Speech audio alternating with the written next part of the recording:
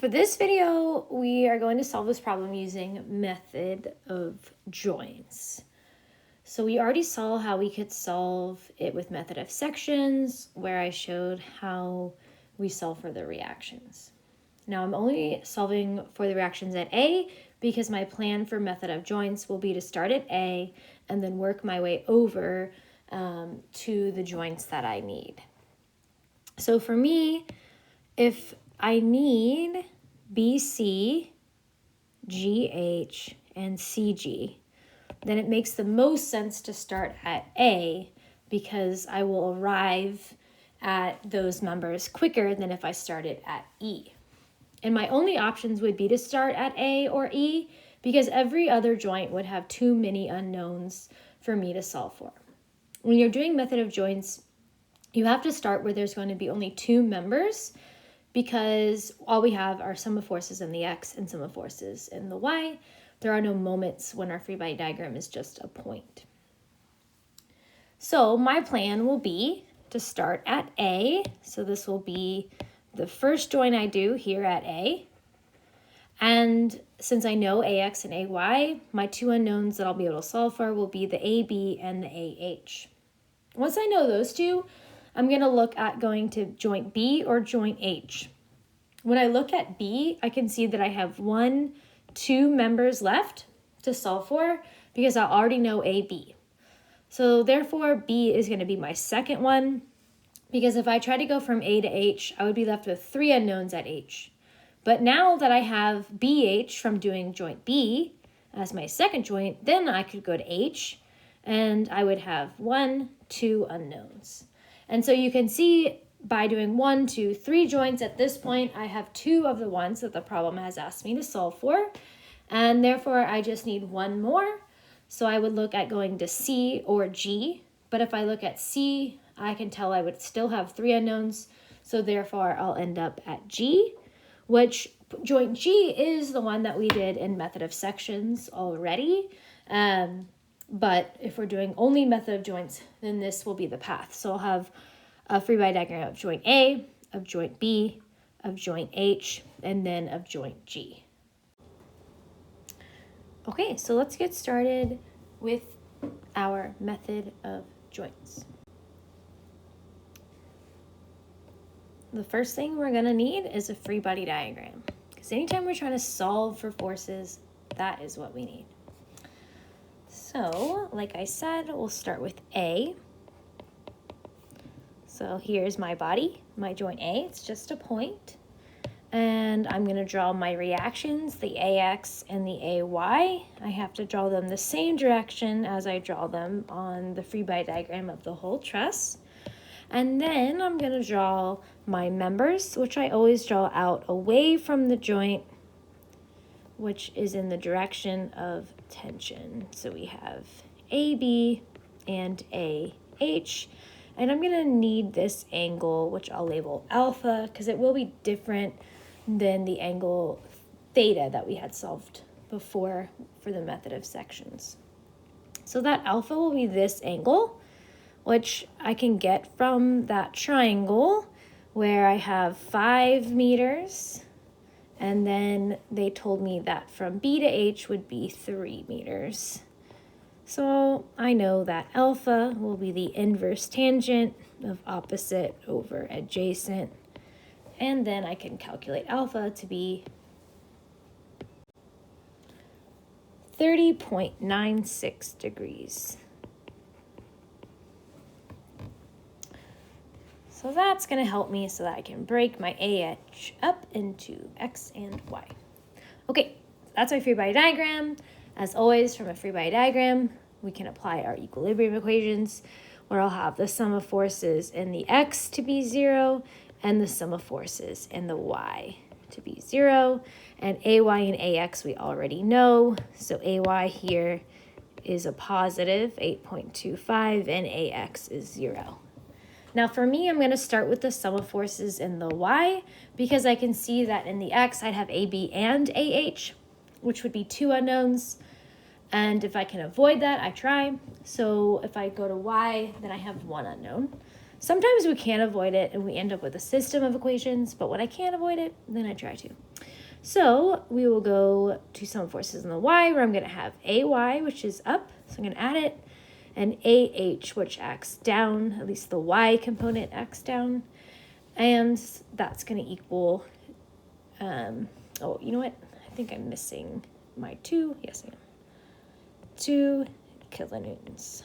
Okay. Do better than me. Make sure you always double check that. So good practice would be after I draw my joint, I'm going to come back up to the joint and check and make sure that everything that was touching that joint is on that body. So we won't want to forget that 2. So we'll have minus 2, and then that will equal 0. So I'll bring AH, add it to the other side. The y component will be the sine of alpha, since the y will be opposite of that angle. So if I added AHY to the other side, then I'll leave AY, which will be 8.25, and then minus 2. So I can solve for AH to be 8.25 minus 2 divided by the sine of alpha, which we solved to be 30.96. And so now if I plug this into my calculator, I will get 12.149. So I'll do 12.149 so I don't accidentally double round. And although actually, since I don't need it as a final answer, it's not a big deal. You could round for that one. Okay, but I'll leave that. And then I'll go to my sum of forces in the x direction, where I'm going to have AX, which is 0, so I won't even write it, honestly. So I'll just have AB, where the entire AB is in the x direction, so it's not a component. And then AHX also is going to be added, and everything else acts only in the y, so that will equal 0. So then AB will equal minus AHX, which will be AH cosine of alpha. So I'll go ahead and plug in what I know. AH before we solved to be positive, so it's in tension. I'll plug it in as positive here, 12.149 times the cosine of 30.96. And if I put that in my calculator, I can get AB to equal negative, so this one will be in compression, and I end up with a negative 10.418 or 42 kilonewtons compression. And I'm leaving them as 4 sig figs, or this one even carried more, because I just need them for my next joint. They're not part of the final answer. They're not one of the members that was asked for. So I've done everything I can with just this joint. So we'll move on to the second joint, which we stated would be joint B. So that's my body for B. Let's go back up to the original picture. I need that 4 kilonewtons at B. I'll have an AB, a BC, and a BH. And it looks like everything is already in our X and Y components, which is nice, so we won't have to break anything up. So we'll have the 4 here. This is BC. This one will be BH. And I'm labeling this one AB as I labeled it AB before. So make sure that you don't switch and call this BA. Okay, we want to make sure that we recognize them to be the same. So stick with the same label. Okay, so nice and easy for this one. I can start with either direction. I'll just start with summing forces. In the X, we'll have minus AB plus BC is equal to 0, since 4 and BH are only in the Y. Therefore, BC equals AB, and we can write that it will equal a negative 10.42 kilonewtons, since we have to plug in the negative as well for AB. So that's 1. You do have to show this step and then this step, okay? Show your work the right way, no matter how easy it is. Sum of forces in the y, we'll have -4 minus BH is equal to 0, so that BH is equal to -4 kilonewtons. And this is also compression. All right, and I encourage you to make sure that you do show your algebra like this, because what often will happen is we'll get the sign wrong or something. So we'll just have BH equal to 4 accidentally, or BC equal to 10.42 instead of negative. So show your work, make less mistakes. That's the good way to do it. All right, so we've done A, we've done B. Now let's go to H. So zoom back up to the picture. So for H, we'll have AH, BH, CH, and GH. All right. So if I can remember all that, let's see. We have AH, BH, CH, and GH, and AH and GH are not on the same exact line, so I'm going to note my angles here as well. So AH is at alpha, CH is also at alpha, and then GH is with theta. So if you need to see that, go back up to the original picture here. So I know if this is alpha, this is also alpha because it's the same triangle. We have the 5 and the 3, and then that makes this one also alpha because we'll have the parallel horizontal lines with the CH as the crossing of it. So we have those angles have to be equal. All right, but GH is at a different angle because it just has the 2 instead of the 3 for the vertical. So we'll just be careful with that. All right, and H didn't have any applied loads, so this is everything. And it looks complicated, but remember we know AH and we know BH, okay? So the horrible thing about this one is there's no way for me to avoid a system of equations, so I'm just gonna have to do my sum of forces in the X and the Y and then solve for the 2 as a system. So what that's going to look like will be, we have our sum of forces in the X.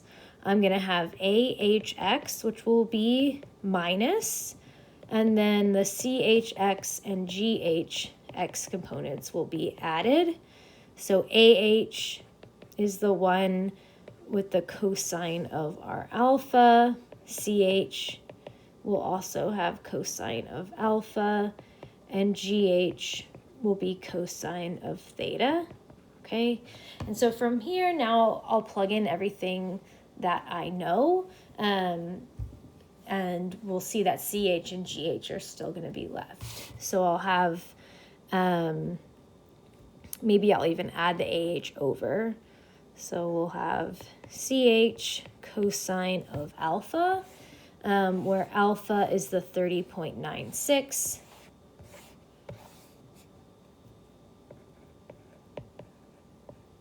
Okay, and then plus GH, cosine of theta, which was the 21.8, I believe, yes.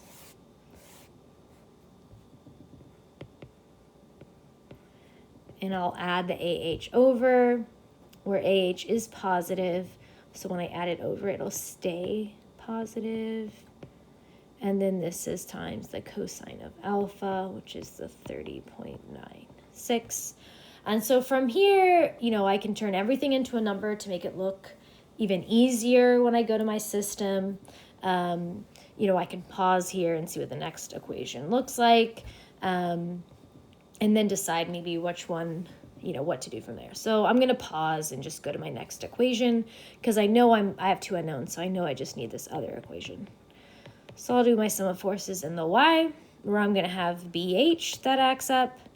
I'm going to have AHY that acts up, CHY that acts up, and GHY will be the only one I subtract because it acts down.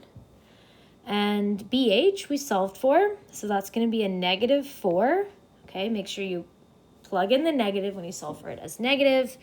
but you'll notice I didn't switch the direction on my body. I still always drew it in tension. And that way we don't accidentally make a mistake by double negative or something like that.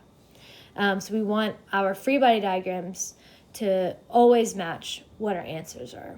So if I was to switch the BH because I know it's negative, then it no longer matches what I know BH to equal. Because it would, if I drew it down but I knew it was negative, it would mean that I think it acts up. All right, so just caution, just continue to always draw them away. All right, so then I'll have plus AH, which is the 12.149. The Y component will be the sine of alpha, where alpha is the 30.96, plus CH, which is the one we don't know, also times the sine of alpha, which is the 30.96, and then minus our GH, and this will be the sine of 21.8. And that is 0. Okay. So at this point, I think I'll add everything over. Maybe I'll just solve for 1 and plug it in. You could solve it, where you add the equations together, get rid of 1. From here, it's up to you guys how you like to solve for your system of equations. As long as you're doing it by hand and you're not relying on your calculator to solve for the system, then I'm happy. Okay. Okay, so yeah, I'm just gonna start plugging things in and solving the system. So you're welcome to follow, or I'd pause and just do this on your own and make sure you get the same answer as me. Okay, so hopefully, however you chose to solve your system of equations, you should end up with GH equal to 9.15 something, where to 3 sig figs, I end up with 9.15 kilonewtons, and this one is going to be positive, so tension. All right, so this would be one of the final answers that they do want. So we have GH, and I believe BC would have been the other final one they wanted, so we can box BC to equal negative 10.4 kilonewtons compression. All right, which leaves us with joint G left to solve for CG, which you witnessed in the other video, but we can put it here as well, so it's complete. So my fourth one would be joint G, where I have GH, which we just solved for, FG, and CG. And you'll notice that I didn't give you CH, and that's because I don't need to solve for CH in order to get GH. And since this problem didn't ask me for CH, then, I'm just not taking the time to solve for it. But of course, I would just be plugging in the 9.1537 into, this equation here for CH, and I could solve if I needed it. All right. Okay, so for this one, just like we had done before, we can sum our forces in the X and we can sum our forces in the Y. When we sum forces in the X direction, we have theta here and theta for FG as well, since they're both acting, we have those similar triangles that they're acting at. So I'll end up with minus GHX plus FGX is equal to 0, so that we have that FG cosine of theta is equal to GH cosine of theta, so that FG must equal GH. And therefore I could get a number for that as well. But knowing this will be enough to solve for CG and my sum of forces in the Y, where I'll have GHY plus CG plus FGY is equal to 0.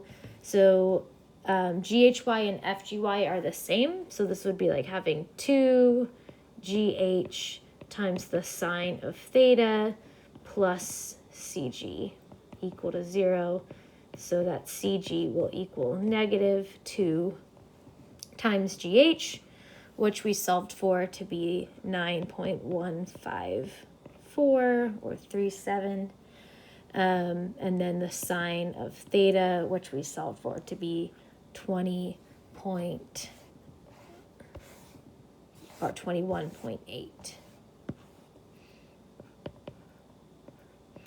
And so we can plug that in. And for CG, we can get, let's see,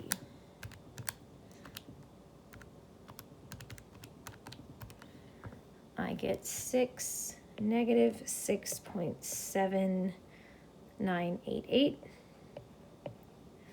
or a negative 6.80 kilonewtons compression for CG, which is the same as what we got when we used method of sections. And so that would be the completion of this problem. So my hope is that you see method of sections as easier for this example. I find method of sections typically easier if it's an option. Remember, if we have a truss that has no way to cut through only three members, then you're stuck with using method of joints. But if it's an option, I like to take it. However, on the test, I'm probably going to tell you which one to use, at least for the Unit 3 test, but on the final, I let you guys choose. But seeing this problem done both ways, I'm hoping gives you a really clear picture of how to use both of these methods, and please reach out to me if you have any questions. And of course, we will do more examples, and there are more provided for you online.